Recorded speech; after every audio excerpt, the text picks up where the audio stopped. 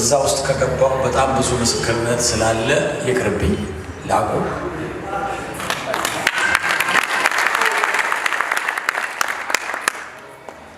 ዘንድሮ ዋና በጣም ትልቅ የእግዚአብሔር ጉብኝት ነበር። 2400 ሰው በኢየሱስም ተጠምቋል።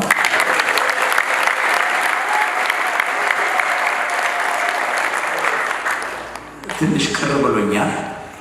ከቀረችን ቁጥሯ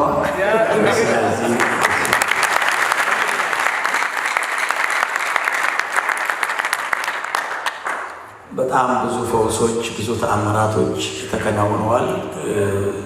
በጣም በሚገርም ሁኔታ እግዚአብሔር ሰርቷል። ከተለያዩ አገሮች የመጡ ከአሜሪካን ሀገርም ከዌስት አፍሪካም ከተለያዩ አገሮች የመጡ ሰዎች ነፍስ አልቀራላቸው እና እግዚአብሔር ይመስገን። ጸሎታችሁ አግዞናል፣ ፍቅራችሁ አግዞናል፣ መንፈሳችሁ አግዞናል። ተባረኩልን።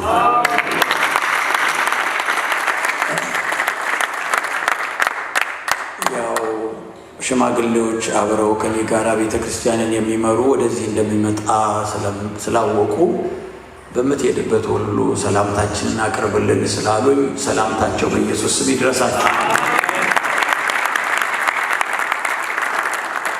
ኢየሱስ ይመስገን። እግዚአብሔር ይስጥልኝ። በጣም ወንድም ረቱ ኢየሱስ ይባርክ። ክብር ለኢየሱስ ይሁን።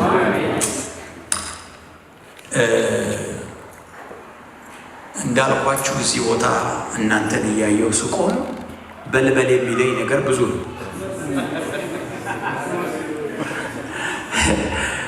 ስለዚህ የትኛውን ማስቀደም እንዳለብኝ የትኛውን መተው እንዳለብኝ እግዚአብሔር ይርዳኝ እና እግዚአብሔር ይመስገን። በቤተ ክርስቲያን አንድ ከሚቸግረን ነገር በገንዘብ የማይገዛ በምንም ነገር ሊገኝ የማይችል ነገር ቢኖር አገልጋይ ነው። እኛ አገልጋይ አንቀጥርም። አገልጋይ ከገበያ አይገዛም። ስለዚህ እግዚአብሔር ፓስተር ምረቱን ለዚህች ቤተክርስቲያን መጋቢ አድርጎ ስለሰጠ እግዚአብሔር ይመስገን። እናንተ ጸንታችሁ ብትኖሩ እኛ በሕይወት እንኖራለን። እናንተ ካልጸናችሁ ግን ለእኛ ምንድን ነው? ሞት ነው፣ ስብራት፣ ኃይለኛ መድቀቅ ነው።